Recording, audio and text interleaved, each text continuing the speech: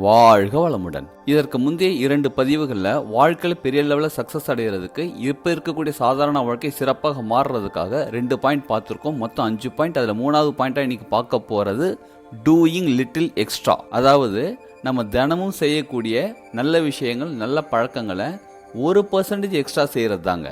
அது என்னங்க 1% எக்ஸ்ட்ரா செஞ்சா எப்படிங்க மாறும்னு கேட்குறீங்களா? வாங்க அதை பற்றி விளக்கமாக பார்ப்போம். நம்ம தினமும் காலையில் 6 மணிக்கு எழுந்திரிச்சு நம்ம டே டு டே லைஃப்பை ஸ்டார்ட் பண்ணுறோம். நம்மளோட உடலும் மனமும் ஆரோக்கியமாக இருக்கிறதுக்காக தியானம் பண்ணணும், உடற்பயிற்சி பண்ணணும் அப்படின்னு ஒரு ஆசை இருக்குது. ஆனால் 6 மணிக்கு எழுந்திரிக்கிறதுனால நம்ம டே டு டே லைஃப்பை கரெக்டாக கொண்டு போகிறதுக்கு, வேலைக்கு கிளம்புறதுக்கு, ஆஃபீஸ் போகிறதுக்கு, பிஸ்னஸ் பார்க்குறதுக்கு நேரம் கரெக்டாக இருக்குது. இதில் எங்கேருந்துங்க எனக்கு டைம் கிடைக்குது? தியானம் பண்ணால், உடற்பயிற்சி பண்ணும்போது உடலும் மனமும் ஆரோக்கியமாக இருக்குன்னு தெரியும். அதை பண்ணுறதுக்கு டைம் கிடைக்க மாட்டேங்குதுங்க. 5 மணிக்கெலாம் என்னால் எழுந்திரிச்சு பண்ண முடியாதுங்க அப்படி நம்ம சொல்லிக்கிட்டே இருந்தோம்னா வாழ்க்கை முழுவதும் நம்ம 5 மணிக்கு எழுந்திரிக்க முடியாது. நம்ம 6 மணிக்கு எழுந்திரிக்கிற நம்ம உடனே 5 மணிக்கு எழுந்திரிக்க வேணாங்க. நம்ம என்ன பண்ணலாம்? 5:55க்கு எழுந்திரிப்போம். 5 நிமிஷம் முன்னாடி எழுந்திரிப்போம். 5 நிமிஷம் முன்னாடி எழுந்திரிச்சு என்ன பண்ண போகிறோம்? 5 நிமிஷம் தியானம் பண்ணுவோம். 1 வாரத்துக்கு தொடர்ந்து செய்வோம். 1 வாரத்துக்கு அப்புறமா 5:50க்கு எழுந்திரிப்போம்.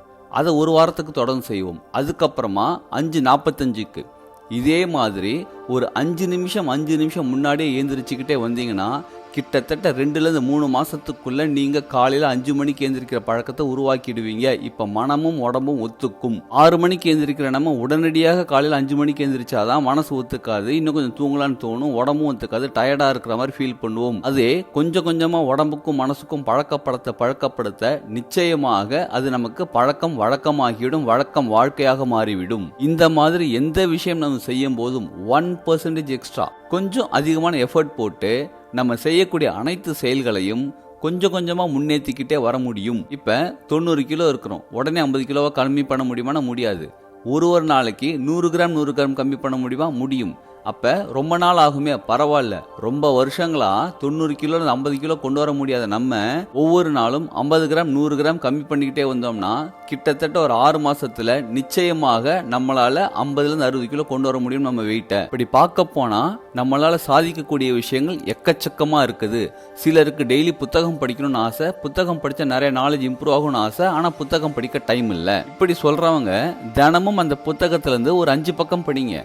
அட்லீஸ்ட் 1 மாசம் அல்லது 2 மாசத்துல அந்த புத்தகத்தை நிச்சயமா படிச்சு முடிச்சிருக்க முடியும். புத்தகம் வாங்கியாச்சு, வாங்கி 4 மாசம் 5 மாசம் வீட்டில் சும்மா தான் இருக்கு, படிக்கணும்னு ஆசை. ஆனா 6 மாசமா படிக்காத நம்ம தினமும் 5 பக்கம் படிக்கும் போது 1 மாசத்துல 2 மாசத்துல நிச்சயமாக அந்த புத்தகத்தை படிச்சு முடிச்சிருக்க முடியும். இந்த மாதிரி நம்ம செய்யக்கூடிய அனைத்து செயல்களையும் கொஞ்சம் கொஞ்சமா இம்ப்ளிமெண்ட் பண்ணி 1% எக்ஸ்ட்ரா பண்ண ஒரு நாளைக்கு 1% இன்க்ரீஸ் பண்ணா 10 நாள்ல 10%, 100 நாள்ல 100% நமது வாழ்க்கை டோட்டலா மாறிவிடும். இதை தொடர்ந்து செய்ய நிச்சயமாக நமது வாழ்க்கை சிறப்பாகவும், செழிப்பாகவும், ஆரோக்கியமாகவும், ஆனந்தமாகவும், மகிழ்ச்சியாகவும், சாதனை வாழ்க்கையாக மாறிவிடும். 3வது பாயிண்ட் சொல்லியிருக்கீங்க. மற்ற 2 பாயிண்ட் எது அப்படின்றது தெரிஞ்சுக்கிறதுக்கு டிஸ்கிரிப்ஷன் அதோட லிங்க் இருக்கு. அதை பார்த்து அதையும் ஃபாலோ பண்ணி நம்ம வாழ்க்கையை ஜெயிக்கலாம், வாழ்க்கையிலும் ஜெயிக்கலாம்.